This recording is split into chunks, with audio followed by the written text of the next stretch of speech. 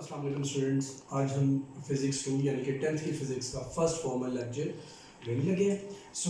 हमारा जो पहला चैप्टर है according to the book of physics, वैसे तो अगर हम 9th और 10th को कंबाइन करें तो this will be our chapter number 10। ठीक है जी, वैसे बुक का ये पहला चैप्टर है। So that is simple harmonic motion and waves.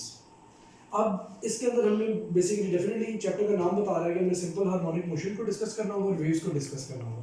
So first portion के अंदर हम पढ़ेंगे सिंपल हार्मोनिक मोशन को। सिंपल हार्मोनिक मोशन जिसका शॉर्ट वर्ड SHM भी है, ठीक है जी।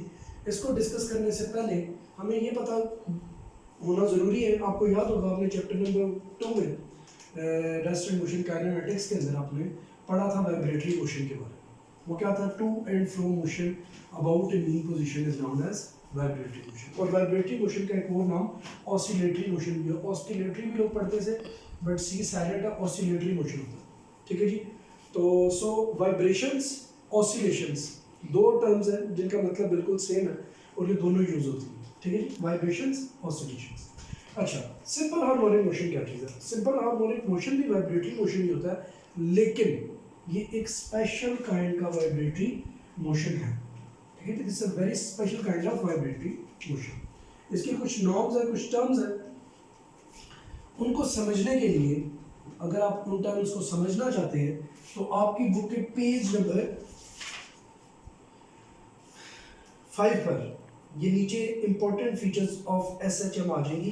पेज नंबर 5 जब आप देखेंगे तो पेज नंबर 5 में यहाँ पे इंपॉर्टेंट फीचर्स ऑफ SHM और समराइज एज आ जाएंगे। तो ये तकरीबन आप इसके देखिए तो ये 4 एस्पेक्ट्स हैं जो कि सिंपल हार्मोनिक मोशन को हमेशा एग्जीक्यूट करने होते हैं। In order to know about what is simple harmonic motion, so हमें कुछ चीज़ों के बारे में पता होना चाहिए। सिंपल हार्मोनिक मोशन की सिंपल डेफिनेशन मैं अब आपको बताने लगा हूँ। वो ये है कि हम कहते हैं कि to and fro motion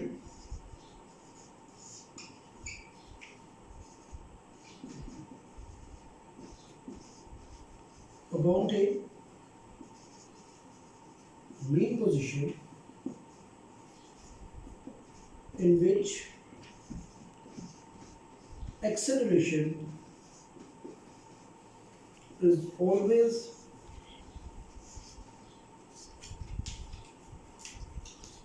directly proportional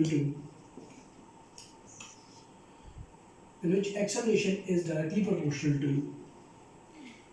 displacement and it is always towards mean position। ठीक है जी। So this is simple harmonic motion. To and fro motion about a mean position by an object in which acceleration is directly proportional to the displacement of the object and it is always towards mean position. This type of motion is known as simple harmonic motion. So today's lecture is to we should elaborate simple harmonic motion by an example. तो आपके इस पूरे के पूरे जनाबे अली जो topic है simple harmonic motion, इसको समझने के लिए उसने जो पहली एग्जांपल आपके लिए सेट की है वो सेट की थी motion of mass attached to a spring. Attached to a spring. तो मैं आपको टॉपिक समझा देता हूँ। जो नोट्स वगैरह ये किस तरह की चीज़ है वो आपसे मैं फिर बाद में पिक्स के थ्रू भी शेयर कर लूँगा। पहले टॉपिक का समझना ज़रूरी है। हम कंडीशन क्या ले लेंगे? हम ऐसा करेंगे कि एक हॉरिजॉन्टल सरफेस के ऊपर हम एक स्प्रिंग ले लेंगे। ठीक है जी। स्प्रिंग की क्या होगी? सर्टेन एक एक्सटेंशन होगी। ठीक है जी। और उसके साथ हम एक मास को अटैच करेंगे। अच्छा, हमने क्योंकि एक आइडियल कंडीशन लेनी होती है सो दैट उसके अंदर हमने ये पहले से बता दिया कि जो सरफेस है जिसके ऊपर ये स्प्रिंग या ये मास मूव करेगा ये सरफेस बिल्कुल फ्रिक्शनलेस है। ठीक है जी। और स्प्रिंग भी एक ना यूनिफॉर्म एक्सटेंशन रखता है। अब हमने क्या किया, हम इसको एज्यूम कर लेते हैं this is our point number O। ये ओरिजिनल पॉइंट हमारा O।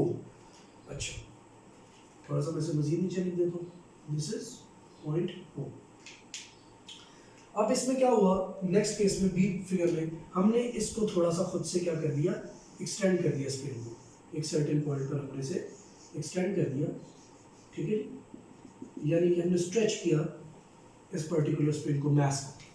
जब हम मैस को स्प्रिंग की वजह से दूर पोजीशन पर ले गए, let's say this is point A, ये पॉइंट ए है हमारा, ठीक है। हमने क्या देखा, जब हमने इसे रिलीज किया स्प्रिंग को, तो हमने बड़ी अजीब बात देखी, वो ये देखी कि हमने देखा कि बजाय इसके कि स्प्रिंग आके ऊपर रुकता, स्प्रिंग कंप्रेस होके एक बियॉन्ड ओ एक पॉइंट पर चला गया, लाइक इस पॉइंट का नाम हमने रख दिया बी। और उसके बाद हमने एक अजीब चीज़ ये देखी कि स्प्रिंग स्टार्ट्स ऑसिलेटिंग। ये मैस क्या कर रहा है, ओ पोजीशन के ऊपर इसने ऑसिलेशन स्टार्ट कर, A to O, O to B, फिर B to O, O to A. तो इसके दरमियान इसने क्या स्टार्ट कर दी जी, ऑसिलेशन स्टार्ट कर। ये प्रैक्टिकली आप घर में भी कर सकते हैं, अगर आपके पास मैस अटैच्ड स्प्रिंग मौजूद हो तो आप इजीली इसको परफॉर्म करके भी देख सकते हैं, ठीक है जी।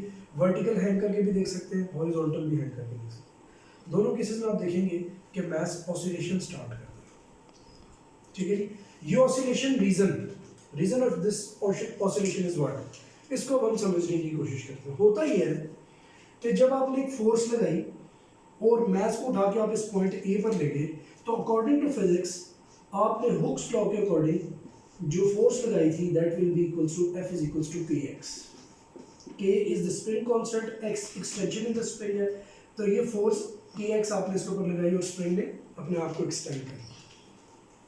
अच्छा, अब मजे की बात ये है कि जब आप देखें कि आपने स्प्रिंग को यहाँ पर छोड़ा, अब वो कौन सी फोर्स है जिसने उसे दोबारा मीन पोजीशन की तरफ मूव किया, तो इस फोर्स का नाम हम रखते हैं रीस्टोरिंग फोर्स। ये स्प्रिंग की क्या है जी, रीस्टोरिंग फोर्स है, एफ आर से शुरू, और इसकी वैल्यू क्या होगी, इसकी वैल्यू भी होगी -kx। अब आप सोच रहे होंगे कि -kx क्यों हुआ, उसकी वजह ये है कि देखिए जो फोर्स हमने इसके ऊपर लगाई थी स्प्रिंग को एक्सटेंड करने में, वही रीस्टोर होकर में वापस मिली, क्योंकि स्प्रिंग ने उस स्टोर को अपने अंदर कंजर्व कर लिया था। So according to Newton's third law, for every action there is an equal and opposite reaction, so it's value will be -kx। अच्छा, फर्दर आगे क्या होगा, अब देखिए स्प्रिंग जब मूव कर रहा था तो उसके अंदर एक्सेलरेशन प्रोड्यूस हुई, तो according to Newton second law, जब भी किसी ऑब्जेक्ट के अंदर एक्सेलरेशन प्रोड्यूस होती है, that will be equals to F is equals to ma। F is equals to क्या होता है जी, ma। अगर मैं इन दोनों इक्वेशंस को आपस में रिलेट करूं, यानी कि मैं रीस्टोरिंग फोर्स और that force that causes acceleration, इनको आपस में कंपेयर कर लूं, तो आई गॉट व्हाट, मुझे मिलेगा, देखिएगा क्या सिचुएशन मिलेगी, ma is equals to -kx, और फर्दर ये हो जाएगा -k/m x। k भी कांस्टेंट है, m भी कांस्टेंट होता है, मास, ठीक है जी। So acceleration is directly proportional to x, which is the displacement, वो डिस्प्लेसमेंट ऑब्जेक्ट की फ्रॉम द मीन पोजीशन। अच्छा, अब जरा देखिए, यही है हमारी सिंपल हार्मोनिक मोशन की कंडीशन जो हमने प्रूव कर ली थी। क्या बोला कि acceleration is directly proportional to the displacement of the object. What this minus sign shows? Minus sign shows this acceleration is towards mean position. ये acceleration क्यों है? क्योंकि ये mean position की तरफ है। Negative sign only shows that this acceleration is towards mean position. देखिए, force जो लगाई थी हमने वो leftward थी, acceleration किस तरफ है? Rightward, opposite है। So that acceleration is towards mean position it shows, and the second thing it shows is that it is directly proportional to the displacement of the object. तो ये हो गया जी आपका पहली कंडीशन या पहली एग्जांपल सिंपल हार्मोनिक मोशन की, जो कि mass attach to spring exhibit कर रहा है। तो क्वेश्चन पेपर में आता क्या, पेपर में क्वेश्चन इस तरह आता है कि how mass attach to spring shows simple harmonic motion. तो आपने ये सारी डिटेल फिर बतानी है, और एंड रिजल्ट आपका ये शो कर रहा होगा कि acceleration is directly proportional to displacement and this negative sign shows that it is toward mean position. अच्छा, इसके अंदर इंटर कन्वर्जन ऑफ एनर्जीज भी है, ठीक है, लेकिन वो टॉपिक मैं अब आपको कल बताऊंगा। आज के लिए एज ए स्टार्टर इतना टॉपिक बिल्कुल काफ़ी है आपके लिए। आप इसको समझें और इसको बुक से काइंडली ज़रूर रीड आउट कर लीजिएगा, जो कि आपका पेज नंबर 2 और 3 बनता है। तो आप इसको ज़रूर रीड आउट कर लीजिएगा। कल मैं आपको इनकी इंटर कन्वर्जन ऑफ एनर्जीज भी समझा दूंगा, और उसके अलावा टाइम पीरियड का रिलेशन भी आपको मैं लिखवा दूंगा जिससे रिलेटेड आप आगे न्यूमेरिकल्स करें। Thank you so much. अल्लाह हाफ़िज़।